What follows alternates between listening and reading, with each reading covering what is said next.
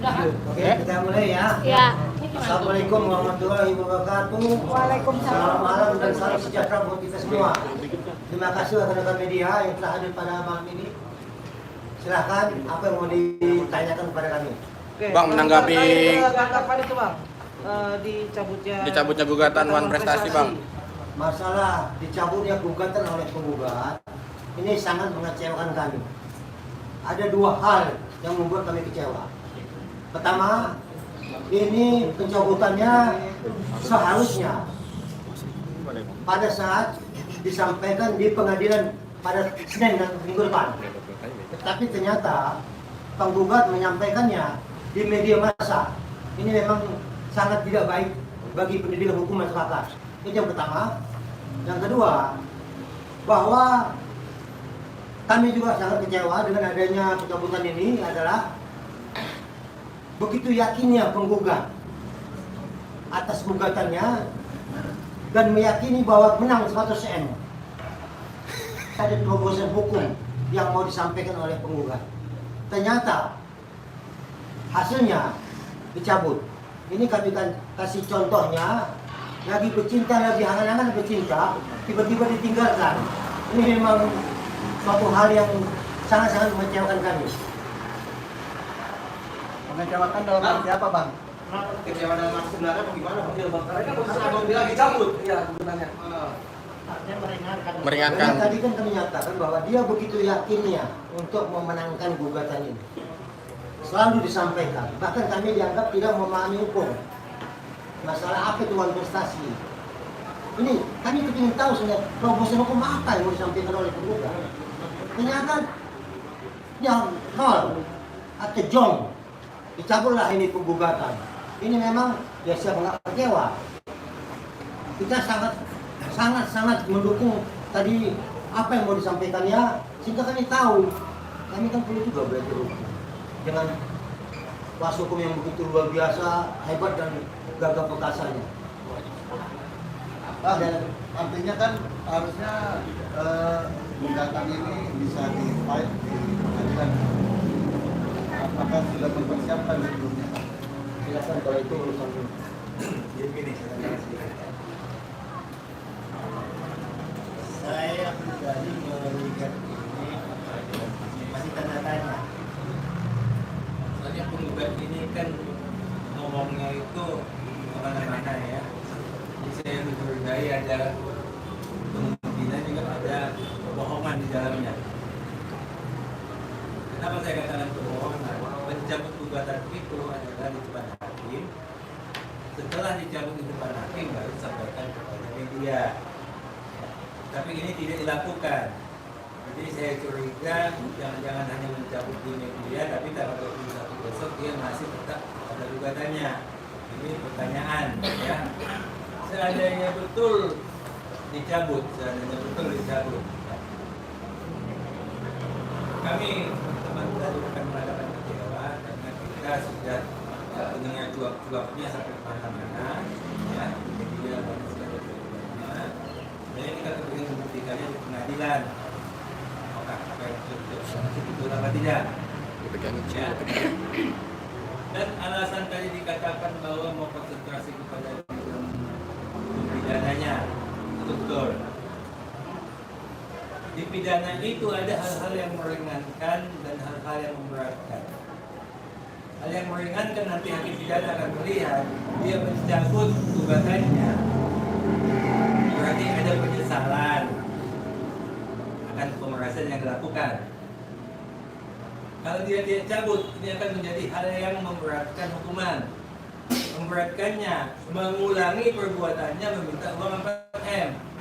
Dia sudah diminta 4M satu kali pemerasan, diminta lagi 4M melalui gugatan. Ini akan memberatkan hukumannya. Ya, jadi memang dari segi kitanya memang ada baiknya dia cabut. Ya, dari segi nama baik advokat ya. Dari segi nama baik advokat ini juga, kalau dia cabut begini dia masih lebih lumayan lah, tidak kelihatan bawahnya. Ya. Kalau nanti dia kalah di persidangan, alangkah memalukan, omongan itu tidak sama dengan selama ini cuap-cuapnya itu. Ya, itu sangat memalukan. Ya, Dan satu lagi juga saya syukur juga ini supaya ahli-ahli hukum yang selama ini sangat membela gugatan non prestasi ini, ya, banyak ahli-ahli hukum yang sudah dari badan juga saya lihat ya, mengatakan bahwa ini gugatan non prestasi bagus untuk dilakukan pidananya, ya, tapi jangan dicabut begini. Silakan ahli hukum belajar kembali bahwa apa yang mereka lakukan selama ini membela gugatan non prestasi ini ternyata jauh, ya. Bang, kalau sendiri dianggap main-main nggak sih, Bang? Ya, mencabut ini sebenarnya juga kita, seperti kami katakan di awal, ini kan modus, ya. Ini modus, karena modusnya tidak berhasil mengajukan pidana, dan modusnya kemarin tidak berhasil ketemu dengan Dr. Reza, ya, karena dia punya maksud tertentu. Jadi karena Jong juga dia dicabut, jadi sebenarnya ini sepertinya mempermainkan hukum. Kalau hukum sih menerima aja setiap ada gugatan masuk diterima oleh pengadilan. Tapi janganlah seperti itu kalau memang kira-kira gugatannya halusinasi atau spesifik saya katakan bohong, kita usahlah menggugat malu-maluin aja. Bang, terhindar juga dari salah. Gimana kira-kira? Terhindar dari gugatan 100M. Gimana, Bang? Ya, padahal 100M kan kita sudah siapkan, cuman mereka nggak siap menerima ya kalau dibuat ya. Kita sudah siapkan itu. Walaupun nanti datangnya dari kejaksaan atau dari kepolisian itu nanti tapi uangnya kita siapkan dari situ. Bang, Dr. Reza sudah tahu belum, Bang? Adanya cabutan ini. Jadi begini, sebenarnya kalau menanggapi tentang klien kami, ada hal yang kami khawatirkan, ya. Tapi ini sudah terjawab ya. Karena pada saat tadi pagi klien kami menghubungi kami, beliau memang dengan tertawa ya menyampaikan kepada kami, Pak, itu ternyata gugatan non prestasi dicabut ya. Saya belum tahu dok. Ternyata abang non prestasi. Dia bilang begitu. Lah, kok dokter ngomong begitu? Kan ada yang bilang perjanjian lisan itu boleh digugat non prestasi. Lah, maksudnya dok? Dia kan bahwa kami sebelumnya menyampaikan bahwa tahapan gugatan non prestasi adalah pertama dengan pemeriksaan berkas, kemudian mediasi, lalu pembacaan gugatan, lalu jawab, kesimpulan dan seterusnya. Itu yang kami sampaikan sebelumnya kepada klien kami. Ternyata apa yang kami sampaikan kan tidak benar menurut klien kami. Dengan tertawa dia mengatakan, abang ternyata bukan prestasi ya, karena perjanjian yang kita buat secara lisan abang bohongi ya. Dia bilang begitu secara tertawa. Maksud saya begini, mudah-mudahan pendidikan hukum terhadap gugatan prestasi terhadap perjanjian lisan tidak merusak pengetahuan hukum masyarakatnya. Ya cukup di dalam gugatan ini saja, dan puji Tuhan tadi kan kami hanya tertawa, yang kemudian dia sampaikan, Bang saya tidak terlalu pingkok, saya tahu perjanjian lisan itu tidak bisa seperti itu, tidak mau jangan khawatir begitu. Bang, dari mulai kemarin ya Bang turun ya, saya lihat Dr. Reza sekarang sudah mulai berani speak up Bang, sudah berani mengungkapkan apa yang dirasakan selama 1 tahun ini Bang. Ini kalau abang lihat ini ada abang nggak Bang? Kenapa dia speak up sekarang baru speak up segala macam? Di story IG ya Bang? Kalau begini aja aku jawabkan ya. Selama ini dia digugat, dia kan memang tidak paham hukum, jadi dia adalah perasaan sesuatu gitu ya. Tapi karena dilihat kami ini semua bercanda, karena memang gugatannya komedi, akhirnya Dr. juga menyadari bahwa ternyata gugatannya bercanda doang. Dia juga sekarang sudah mulai bercanda, mengikuti kami juga atas bercanda. Nah, gugatannya kan halusinasi. Jadi landasan hukumnya tidak ada, dia melakukan gugatan. Sehingga ya kita cuma menanggapinya bercanda aja. Bayangkan aja, digugat 100M. Bahkan kami candanya, ya berarti yang tanggung jawab kepolisian 50M, kejaksaan 50M. Kenapa? Yang menangkap kan menahan mereka, bukan kami. Itu kami selalu candain. Tapi tidak dipahami bahwa itu candaan kami. Gak masuk akal aja menggugat non prestasi nggak jelas perjanjiannya, tiba-tiba digugat 4M, 100M, yang ngambilnya ya selalu kami bercandain, kalau ngambil uang ya kalau nggak di Mabes, Bawi atau di Kejaksaan Agung, silakan ambil di sana. Itu aja sih sebenarnya. Ya saya tambahkan yang pada waktu mediasi itu turut tergugat kan hadir itu wakili Kejaksaan Agung, wakili Kapolri. Ya, mereka itu datang itu kan sudah mempersiapkan diri. Ini candaan kita akan menjelaskan apa yang menjadi gugatan kita. Mungkin akan siap membayarkan, akan menyelesaikan gugatan. Candanya kita membawa akhirnya sampai sana gagal, tidak hadir. Dia berharap datangnya itu wajib selalu disampaikan itu ya. Wajib. Ingin apa? Kalau wajib tidak akan sampai ke satu. Mana duitnya yang 100M kalau dibayarkan kami akan cabut. Ternyata belum waktunya, dia udah cabut duluan gitu. Akhirnya ya uang tarik kembali lagi ya. Kami berharap uang itu diserahkan. Kita mungkin sebagai penggugat juga dapat modus yang bukan modus ya, dapat bagian komisi ya. dari 100M itu. Ternyata dia cabut. Ya sudah.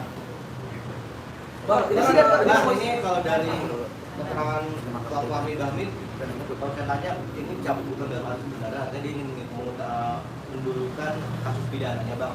Dan selesai baru mungkin akan ditutup kembali lagi, kembali. Nah, apa Bang persiapannya Bang? Kalau yang seperti itu Bang? Justru selalu kan kita bilang dia modus. Kenapa kami masukkan modus itu adalah dia sengaja, ini kan sudah masuk ke proses pidananya sudah berjalan, tiba-tiba dimasukkan gugatan. Dia mau menghentikan pidana ini. Ternyata mediasi kemarin gagal. Ya karena gagal, dia dicabut. Karena dia pikir sia-sia saya berjuang. Sia-sia saya berjuang sehingga ya udah cabut aja. Toh mediasi gagal. Cuma itu aja kok. Kalau dia mau menggugat lagi nanti, ya justru kami yang menggugat, bukan dia. Kita buktikan. Setelah putusan pidana ini diputuskan, maka kami akan melakukan gugatan kepada penggugat yang mencabut itu. Bang, apakah gugatan itu kan sudah dicabut? Tapi kan tadi kan bilang bahwa sebenarnya bukan dicabut, ya untuk fokus yang ke pidana. Apa ya bisa Bang secara hukum ya, paham hukum nih? Setelah dicabut, bulan lagi bisa dong? Iya. Secara hukum bisa, ini bisa dicabut, nanti digugat. Kalau ada landasan hukumnya, tapi kalau halusinasi, apa yang mau digugat? Simpan juga halusinasi. Inilah bahayanya kalau konsultasi sama dukun hukum. Karena dasarnya dupa-dupa, kemenyan, sehingga apa yang menghasilkan pengalaman ujung-ujungnya halusinasi. Itu kita takutkan sebenarnya. Untunglah dengan bijak menggugat mencabut gugatannya sehingga kembali kepada jalan yang benar. Nah, selama ini tersesat, bukan kami loh tersesat, justru penggugat tersesat selama ini. Kembali ke jalan yang benar. Monggo silakan lanjutkan pidananya. Selama ini itu kan seperti kita katakan kemarin itu kan kue bohong itu. Jadi nggak tahu mau kue bohong. Dia cabut, jadi dia masukkan lagi kue lebarannya, artinya nggak bohong lagi kue lapis. Jadi lebih padat dia daripadanya. Ya mungkin itu ya kita tambahkan ya. Kalau namanya gugatan itu dicabut, pasti ada dasarnya. Dasarnya edukasi kita dari ke teman-teman ini ada umumnya diketahui kalau pencabutan itu telah terjadi perdamaian, para pihak rela bahwa tidak melanjutkan perkara ke pengadilan. Kemudian tidak cukup bukti, sadar si penggugat kalau penggugat aku tidak cukup bukti, akhirnya dicabut. Atau ada pelanggaran di dalam hal administrasi secara undang-undang yang diatur tapi tidak dipenuhi. Itu yang umum, itu aja alasan gugatan, tapi tidak pernah ingin fokus sesuatu di semua fokus perdata itu kita tahu hanya ya menyerahkan bagian dari surat menyurat dan bukti. Jadi itu nggak seberat pidana itu harus mencari kalian material yang perkara. Jadi ya kalau memang itu dianggap perdatanya tidak memenuhi syarat atau kurang bukti, ya sah-sah saja dicabut. Kita silakan aja, ingin tahu tadinya apa sih dalil mereka ini. membenarkan gugatan yang setebal katanya hampir 100 sekian halaman. Gitu ya. Bang, sepanjang sidang One Prestasi ini kan, abang-abang yang ganteng ini kan seperti ya kita lihat kemarin minggu lalu dibentak, ada marah-marah segala macam gitu. Bahkan abang disebut aki-aki, bang ganteng ya, bang Robert ya kan. Ada rencana nggak niatan bang untuk ya udah gugat balik dalam hal apa? Bukan karena perkara pribadi ya bang, tapi memang karena nggak masuk ke inti sudah merugikan segala macam, ada nggak niatan? Jadi begini, kawan-kawan ya, satu yang menurut kami yang kami tersinggung adalah dibaca itu perma. Ada disampaikan seperti itu. Saya belum bertegas. Perma nomor 1 tahun 2016. Dan nanti yang nonton semua ini googling kebenaran apa yang saya sampaikan. Di pasal 6 ayat 4 huruf D dijelaskan tentang sahnya penggugat maupun tergugat dalam hal prinsipal tidak dapat hadir atau tidak hadir karena tuntutan profesi. Ya, saya ulangi, Perma nomor 1 tahun 2016 di pasal 6 ayat 4 huruf B. Kemudian terhadap kami sebagai kuasa hukum jangan disampaikan, dikeluarkan, nggak ada itu aturan di dalam pasal Perma nomor 1 2016. Yang ada kewajiban kuasa hukum di pasal 18 ayat 3. Ketika para prinsipal, ya, para pihak penggugat dan tergugat tidak dapat hadir, tapi sebagaimana pasal 6 ayat 4 huruf D dapat dikuasakan oleh kuasa hukumnya. Itu diatur dalam pasal 18 ayat 3. Jadi kalau kami disuruh dengan baca perma sementara pihak seberang tidak menyebutkan pasalnya, itu bukan. Yang kedua yang saya mau sampaikan kemarin ya, saya nggak mau bilang hati-hati, Opung Robek ya. Opung Robek kemarin ya, dia sampaikan kecewa, ya, kecewa terhadap kuasa hukum. Ya benar, karena ada kewajiban kuasa hukum dalam Perma nomor 1 tahun 2015 di pasal 18. Tolong nanti dikumpulkan. Yang kemudian salah satu yang harus dilaksanakan dalam mediasi tidak dilaksanakan oleh penggugat, yaitu di pasal 7 ayat 2 huruf D. Dia tidak menyerahkan resumenya. Kemudian di pasal 22 ayat 1 disebutkan hakim mediator akan merekomendasi para pihak tidak melaksanakan dengan tidak baik sebagaimana pasal 7. Nah kalau kemudian ini menjadi salah satu indikator dicabutnya gugatan, tidak benar. Kenapa? Majelis hakim yang memeriksa perkara ini bisa menolak terhadap tidak niat baiknya para prinsipal dalam melaksanakan mediasi sebagaimana pasal 22. Itu clear ya. Jadi jangan disuruh-suruh kami baca perma. Ya. Sampai pasal-pasalnya pun kami kuasai. Apalagi hukum robek. Ya kenapa hukum robek kemarin kecewa terhadap kuasa hukumnya? Karena dia mengetahui pasal 18. Begitu Bung ya? Oke, silakan. Tapi kalau pernah kami sih pas mediasi kemarin itu harusnya kan RG kan justru pihak kuasa hukumnya yang nggak wajib hadir bang. Di situ mereka bilang bahwa ya abang-abang ini yang salah gitu. Nah ini yang benar siapa? Pasal berapa? Ayo kita gini loh. Undang-Undang 18 tahun 2003 di pasal 5 menjelaskan advokat adalah penegak hukum. Clear ya? Berarti yang ditegakkan hukum. Oke? Di pasal 14 dan di pasal 15 menjelaskan advokat yang menangani perkara berpendapat di dalam ketentuan pengadilan menghormati hukum. Clear ya? Jadi kalau ada advokat yang berbicara tanpa fakta hukum, apa namanya? Klop. Apa namanya? Saya clear ya? Berdasarkan fakta hukum, penegak hukum.